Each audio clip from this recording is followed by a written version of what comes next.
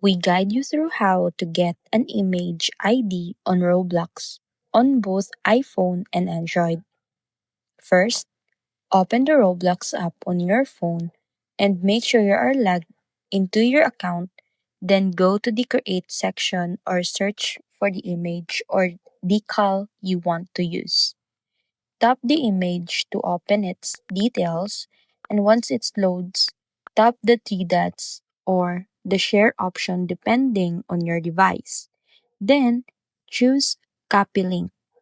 After copying the link, paste it into your browser or Notes app, and you'll see a long URL where the image ID or decal ID is the set of numbers found after ID.